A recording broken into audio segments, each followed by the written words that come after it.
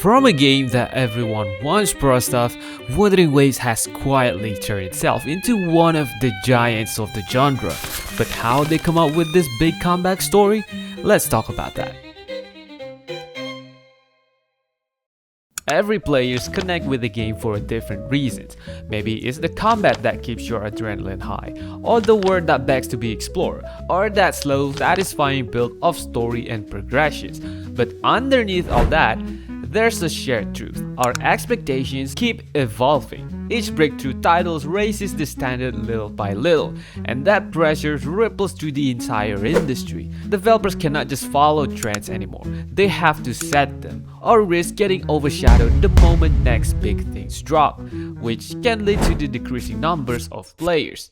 Back in the days, the CEO of Kuro Games solemnly used to say, "I think as long as you can survive, that's enough, right?" But for me, and probably a lot of gacha players out there, it is fair to say that Kuro Games, or Wuthering Waves, has done more than just survive in this hyper-competitive market. Sure, it's not a flawless game yet, but with every patches, Kuro Games keeps showing signs that they've finally cracked the code, making a game that clicks with both hardcore veterans and curious newcomers. And it is not just about listening to feedback and come with quick fixes, it's about breaking away from that old gacha pitfall, the one where your wallet decides how much fun you get to have. With the Renacita's arc wrapping up in version 2.7, it really feels like Kuro Games is sending a message. We did not just keep up, we leveled up. Every update tightening that bone of trust between developers and players, and it's clearly working. In their latest campus recruitment presentation, Kuro revealed that Wuthering Waves has now surpassed 140 million players. A massive achievement that shows not just players' retention, but a real sustained growth.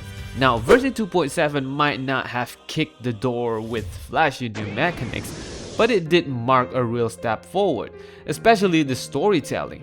Characters' arc finally feel alive, more grounded, and emotionally charged. A huge continuation of version 2.5, I would say. The so-called filler patch that unexpectedly turned into a filler patch. This growth in narrative that didn't just win back players' interest, it earned genuine praise across the community. And it does not stop there. Kuro also been refining the endgame experience.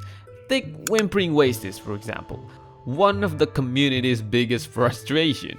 Back in 2.5, this mode got a lot of hate because their buffs only work for specific characters, leaving many players feel boxed out. But instead of throwing in lazy fixes, Kuro went back to the core system.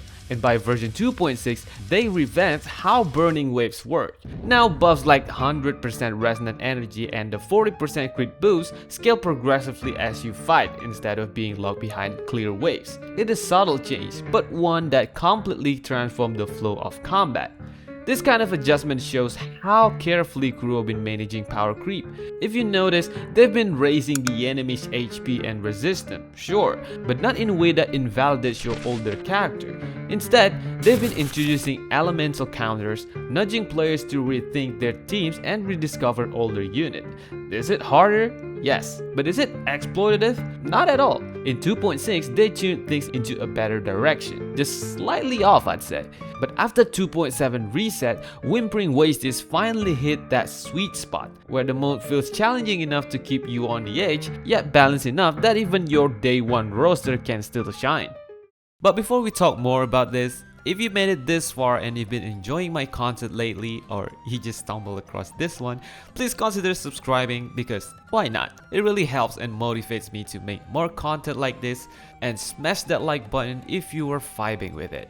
And now, I hope you enjoy the rest of the video. So what exactly does version 2.7 or the whole 2.x era bring to the table for curious newcomer? In short, it values your time. In game design, there's a term first-time user experience, the opening 30 minutes that can make or break a game. Nail them, you will hook the players for long run. And that's where Wuthering Waves stand out. Right from the get-go, the game gives you freedom without throwing you into chaos. You get just enough direction to stay grounded, but also space to do whatever you want. Want to rush straight into a boss fight after the tutorial? Go for it! Or you prefer to get lost exploring corners of the map? Totally fine. They give you the options. And with the recent update that let player fly across Jinzhou, which is the first city, those early hours suddenly feel wide open. All these refinements add up to something bigger, a genuine milestone for the game. One that impacts everyone, whether you're a fresh face or a day one veteran.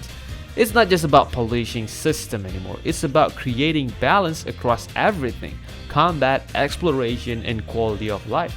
With most of major pain points now addressed, seems like the road ahead looks more exciting than ever. But what about you? Do you think 2.7 is both the perfect wrap up and the next big step for Wuthering Waves? Let us know in the comment section. So that's all for today. Thanks for watching.